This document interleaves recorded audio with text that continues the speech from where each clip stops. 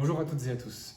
Dans cette vidéo, j'aimerais démontrer le fait que la chaleur évolue spontanément du chaud vers le froid en utilisant le second principe de la thermodynamique. En fait, on a déjà une loi qui régit ce fait, c'est la loi de Fourier en moins lambda gradient de la température. En fait, cette loi, elle n'est valide si et seulement si lambda est positif.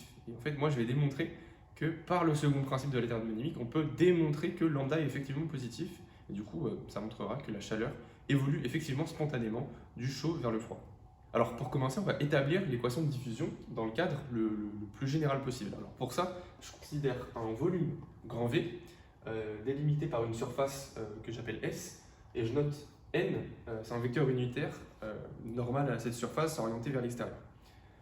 Je vais considérer une portion de ce volume, dV, et en fait, je vais effectuer un bilan d'énergie à cette portion de volume.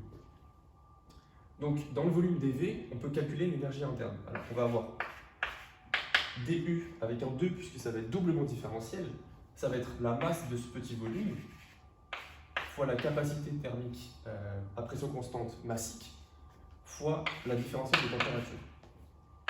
Je vais supposer que la masse volumique de ma portion de volume ici est constante. Du coup, ΔM, ça va être ρ fois la petite portion de volume que je considère, fois Cp, fois dP. Et c'est pour ça qu'en fait, j'ai deux différentiels, c'est pour ça que je mets un 2 ici au niveau de la différentielle de U. Et maintenant, je vais pouvoir intégrer sur tout le volume, ça va me donner que dU, ça va être égal à l'intégrale sur tout mon volume de ρ, Cp, dV, dt. Et puis ça, je peux le réécrire une dernière fois de la manière suivante en disant que dt, c'est d rond t sur d rond t, dt fois dv. Voilà, du coup, je vais garder cette forme-là dans un coin. Donc là, on a une expression de l'énergie interne, plutôt de la différentielle de l'énergie interne de ce volume.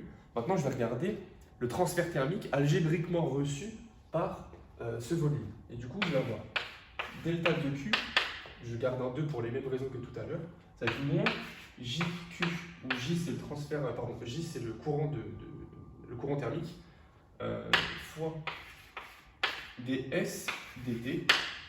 Donc ça c'est effectivement le transfert thermique algébriquement reçu par le volume en un temps dt.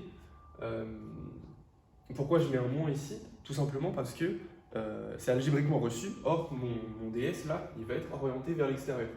Donc cela explique la présence du moins, et je vais pouvoir intégrer sur la surface pour obtenir la variation de transfert thermique en un temps dt. Et ça va être égal à l'intégrale du coup sur la surface, même l'intégrale fermée, de moins jq ds dt, que je vais pouvoir enfin réécrire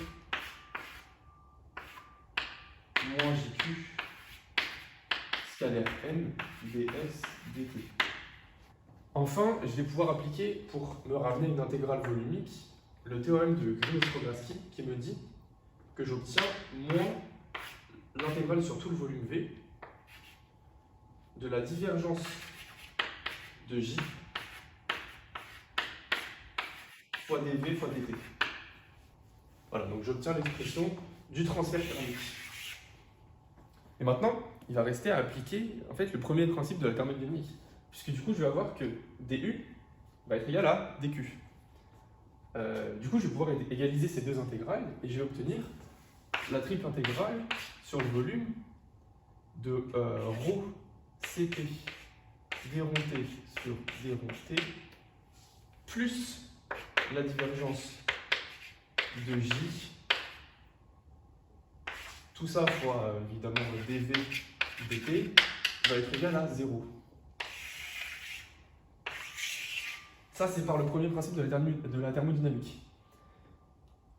Et bien en fait, on va pouvoir terminer en disant que JQ, par la loi de Fourier, c'est du coup moins lambda gradient de la température.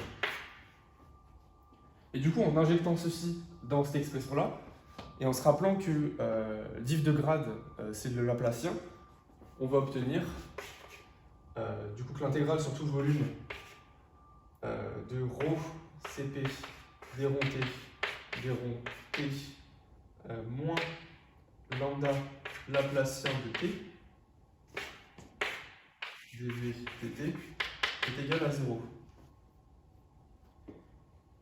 Et donc ça veut dire, comme c'est valable pour tout volume, que ce qu'il y a à l'intérieur, ça fait 0, et on obtient effectivement l'équation de la diffusion comme attendu.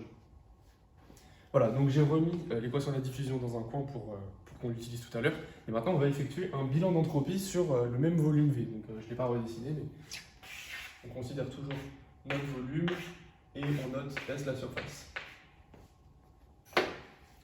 Alors on reste à pression constante, et donc la deuxième identité thermodynamique va nous donner que TdS est égal à dH, et ça c'est égal à Cp dt, où Cp c'est la capacité thermique à pression constante.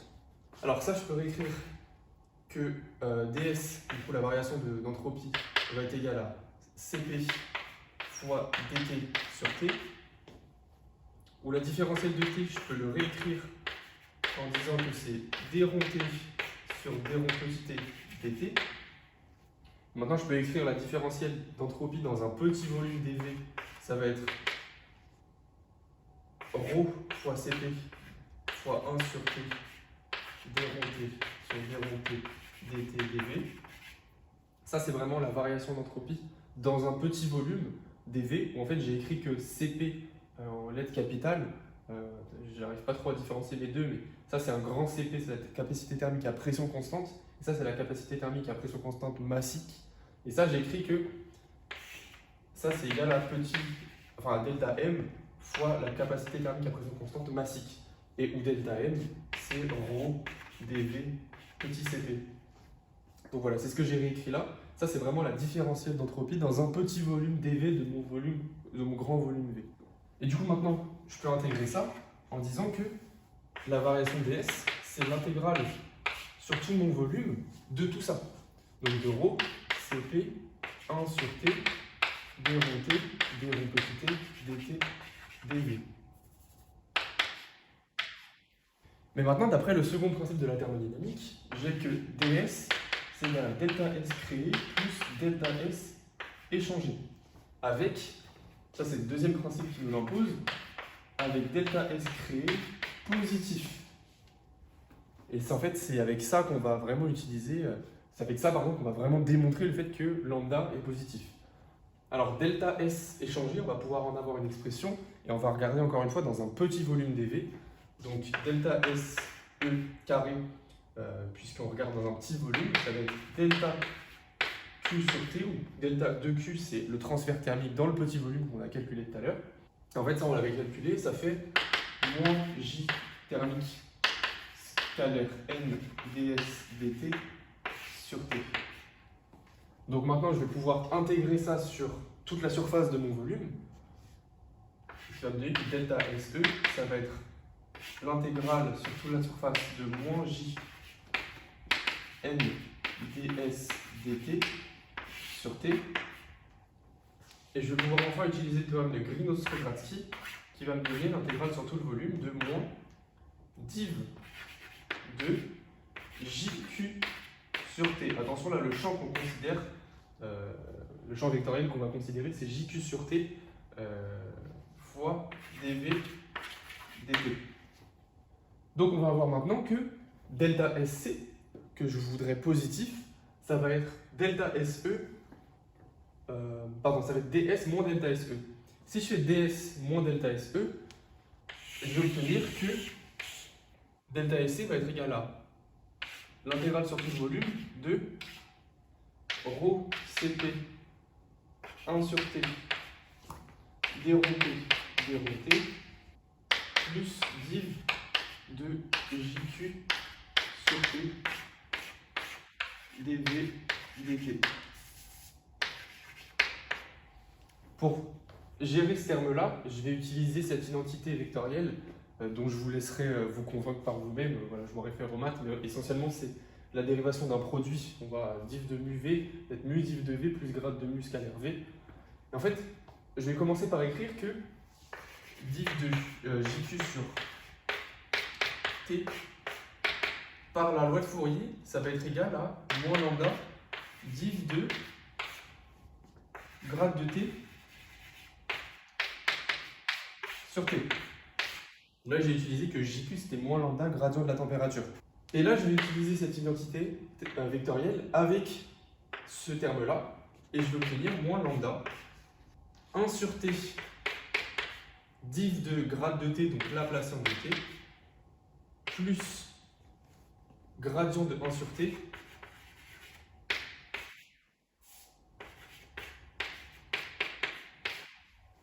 scalaire gradient de 1 sur T.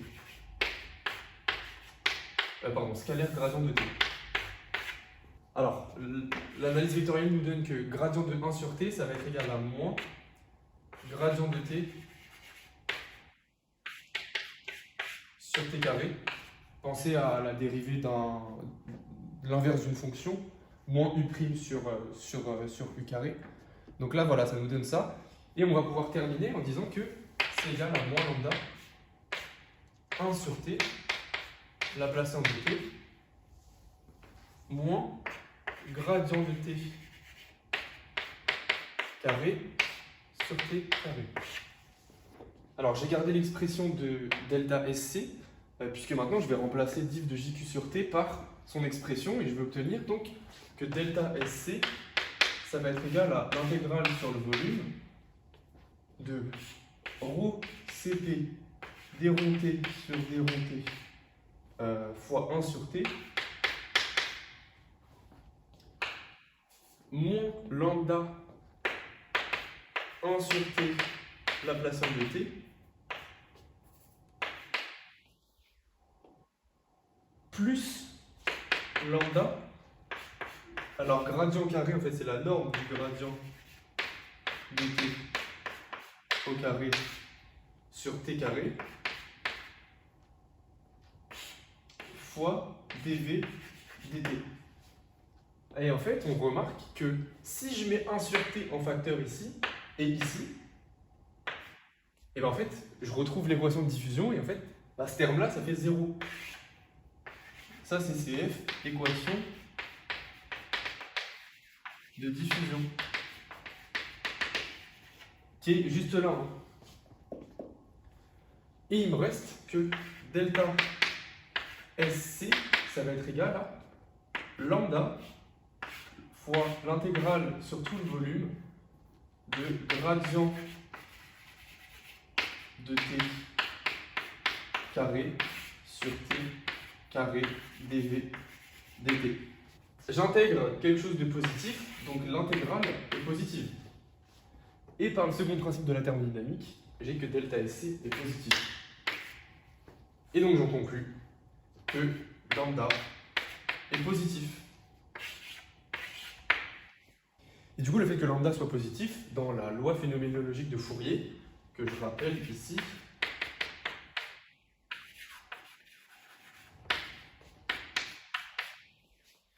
on va voir que du coup, comme le gradient est orienté vers les champs croissants, le moins, et le fait que lambda soit positif, va nous dire que JQ est orienté vers les champs de température décroissants. Autrement dit, la chaleur évolue spontanément du chaud vers le froid. Voilà, donc j'espère que cette démonstration vous aura plu, et que c'est un peu plus clair pour vous. C'est beaucoup d'analyse vectorielle, il y a beaucoup de calculs, mais en fait, au final, le résultat est vraiment sympa, puisqu'on part du second principe de la thermodynamique, donc très général, pour aboutir à un phénomène qu'on observe tous les jours, et qui est inscrit pleinement, de manière intrinsèque, dans cette loi phénoménologique de Fourier. Donc voilà, j'espère vous retrouver pour une prochaine vidéo, et je vous souhaite une bonne journée.